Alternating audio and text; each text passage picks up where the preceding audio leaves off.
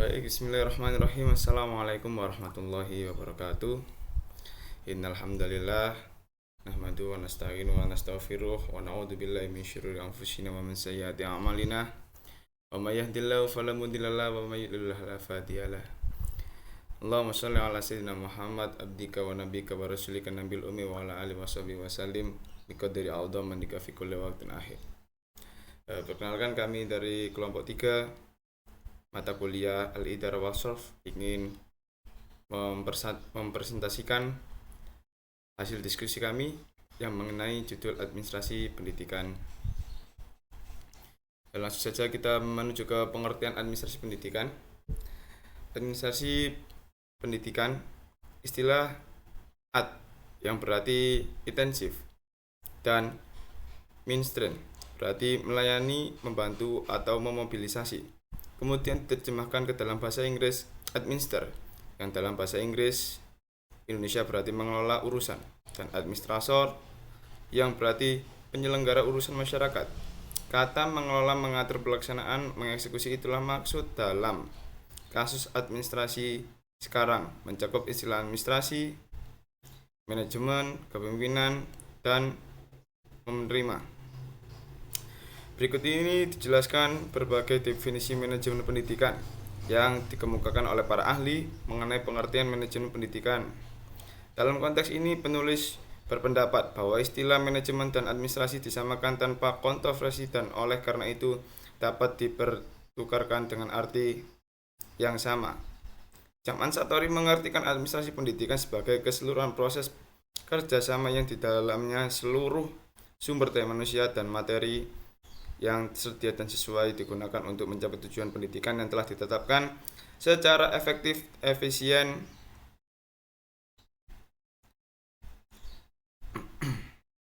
Mada Pidarta mengartikan manajemen pendidikan sebagai perpaduan sumber daya pendidikan yang dipusatkan untuk mencapai tujuan pendidikan tertentu. Itu untuk pengertian administrasi pendidikan. Lanjut untuk subbab yang selanjutnya, yaitu tentang bentuk-bentuk kegiatan administrasi. Bentuk administrasi merupakan untuk menciptakan lulusan yang berkualitas, bermoral, dan tangguh.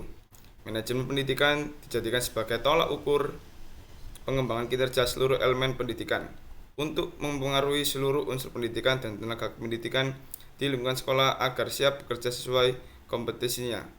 Maka kepala sekolah sebagai manajer sekolah harus memahami manajemen pendidikan khususnya yang berkaitan dengan kepemimpinan. Bentuk-bentuk kegiatan administrasi pendidikan untuk yang pertama yaitu perencanaan, yaitu upaya merencanakan kegiatan pendidikan berupa program kerja yang dilaksanakan untuk mencapai tujuan pendidikan. Yang kedua, organisasi. Memungkinkan Anda untuk melibatkan manajer guru dalam staf kependidikan dengan membentuk struktur untuk mengetahui pembagian tugas dan tanggung jawab setiap elemen di sekolah. Untuk yang ketiga, rekrutmen. Rekrutmen adalah penempatan pendidik dan tenaga kependidikan sesuai dengan kompetensi kualifikasi, mulai dari rekrutmen, penempatan, pelatihan, pendidikan, dan pengembangan kompetensi kualifikasi pendidik dan tenaga kependidikan yang merupakan aset terpenting dalam lembaga pendidikan. Yang keempat, ada bimbingan. Artinya kepala sekolah sebagai kepala sekolah memberikan arahan, kepemimpinan, bimbingan motivasi, dan teladan kepada pendidik dan tenaga kependidikan untuk mencapai tujuan pendidik. Yang kelima, ada koordinasi. Koordinasi khusus dalam kegiatan menjamin adanya keseimbangan pengalihan tanggung jawab dan tugas kepada seluruh unsur lembaga pendidikan. Yang keenam, ada pengendalian.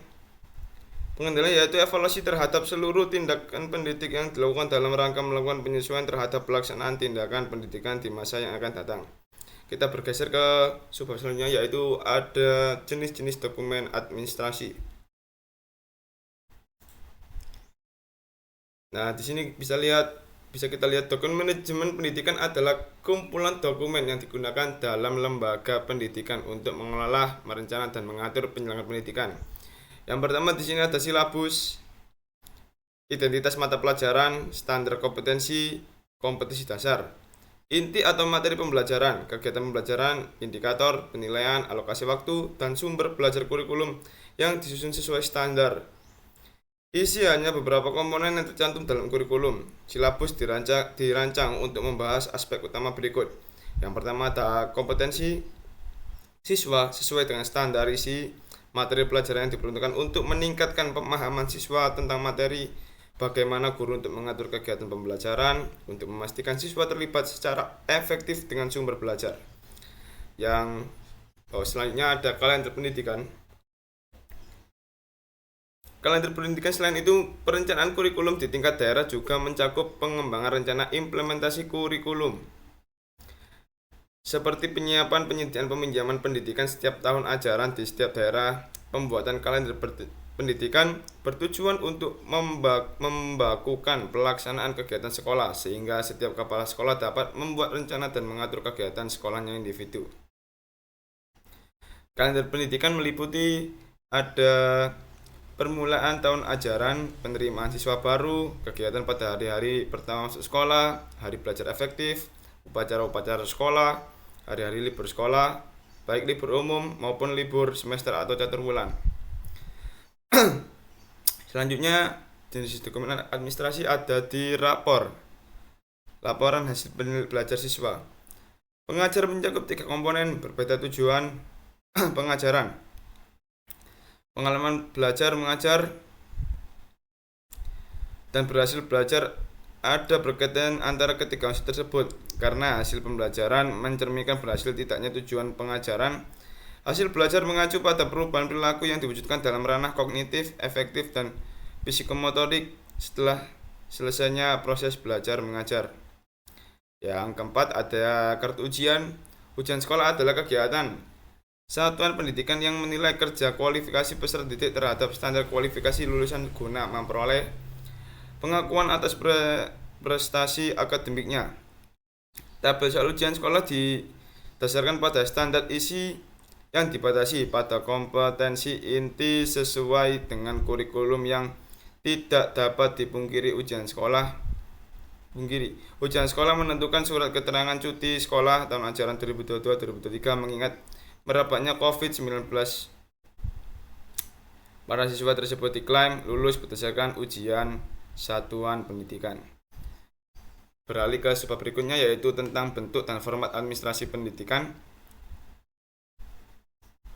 Bisa dilihat di layar untuk formatnya, bisa diperhatikan terlebih dahulu.